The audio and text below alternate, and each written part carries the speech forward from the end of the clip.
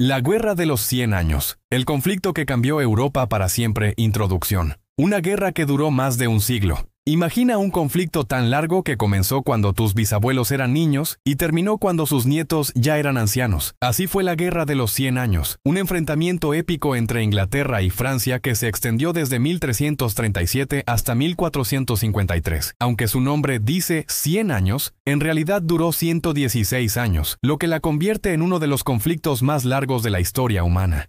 Esta no fue una guerra continua, sino más bien como una serie de temporadas de una serie dramática, con periodos de intensos combates seguidos de treguas y calmas tensas. Pero, ¿cómo pudo durar tanto una guerra? ¿Qué la hizo tan importante? Y lo más fascinante, ¿cómo una simple campesina pudo cambiar el curso de esta guerra monumental? Contexto histórico. Las raíces del conflicto. Para entender por qué comenzó esta guerra, debemos retroceder al siglo XIV, una época donde los reinos europeos funcionaban como grandes familias disputándose herencias y territorios. La situación entre Inglaterra y Francia era especialmente complicada por tres razones principales. El problema de sucesión al trono francés, 1328. Todo comenzó con una crisis sucesoria. Cuando el rey Carlos IV de Francia murió sin herederos varones, se abrió una disputa que cambiaría la historia. Eduardo III de Inglaterra, siendo nieto del anterior rey francés Felipe IV, a través de su madre, reclamó el trono. Sin embargo, los nobles franceses se opusieron rotundamente, argumentando que según la ley sálica, las mujeres no podían transmitir derechos al trono. En su lugar, coronaron a Felipe de Valois como Felipe VI. El complicado mapa de posesiones territoriales. Los reyes ingleses, desde Guillermo el Conquistador, poseían extensos territorios en Francia. Estas posesiones convertían a los monarcas ingleses en vasallos del rey de Francia, creando una situación absurdamente conflictiva. ¿Cómo podía un rey ser vasallo de otro rey? Los franceses veían estas posesiones como territorios que legítimamente les pertenecían, mientras los ingleses las consideraban suyas por derecho histórico. La encrucijada económica y comercial. Flandes, región ricamente productiva en lo textil, dependía económicamente de la lana inglesa, pero políticamente estaba bajo influencia francesa. Esta dualidad creaba constantes tensiones comerciales y políticas. Ambos reinos buscaban controlar esta lucrativa región, añadiendo otro motivo de conflicto a la ya explosiva mezcla. Fases principales del conflicto. Primera fase, 1337-1360. Los triunfos ingleses.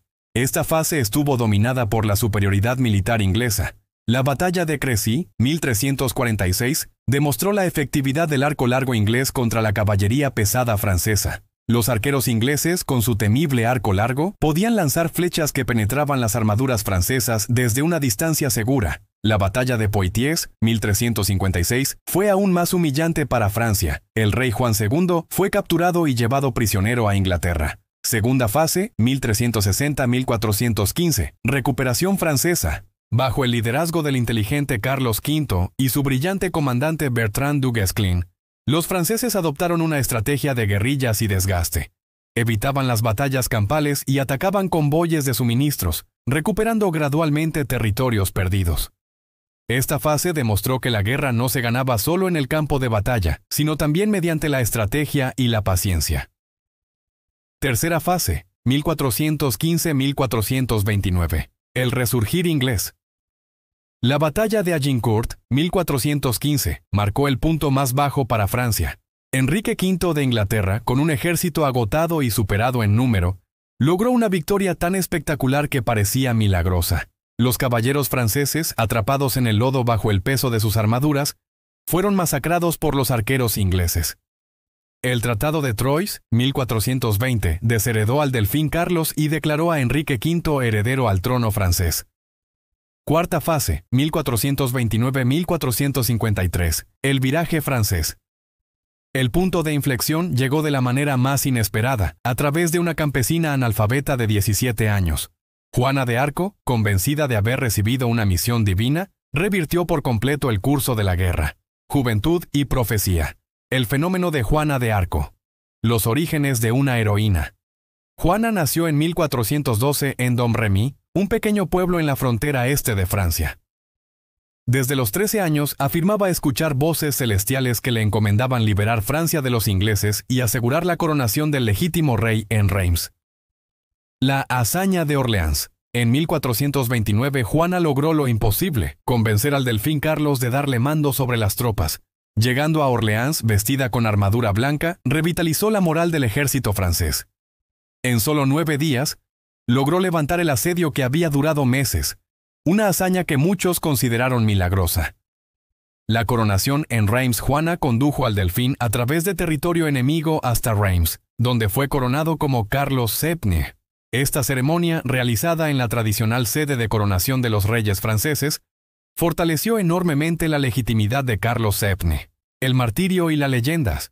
Capturada por los borgoñones y vendida a los ingleses, Juana fue juzgada por herejía y brujería. Tras un proceso injusto, fue quemada en la hoguera en Rouen en 1431. Su muerte, lejos de acabar con su influencia, la transformó en un mártir y símbolo de la resistencia francesa.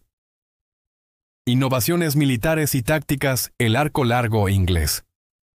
Esta arma revolucionaria, de hasta 2 metros de altura, podía lanzar flechas capaces de penetrar armaduras a 250 metros de distancia. Un arquero entrenado podía disparar hasta 12 flechas por minuto, creando una auténtica lluvia de muerte sobre el enemigo. El declive de la caballería pesada, las derrotas francesas en Crécy y Agincourt demostraron que un caballero con armadura completa ya no era invencible. La era de la caballería como fuerza dominante en el campo de batalla llegaba a su fin. Las primeras armas de fuego. La guerra vio los primeros usos significativos de la pólvora en Europa. Aunque primitivos, los cañones comenzaron a mostrar su potencial para destruir fortificaciones que antes parecían inexpugnables.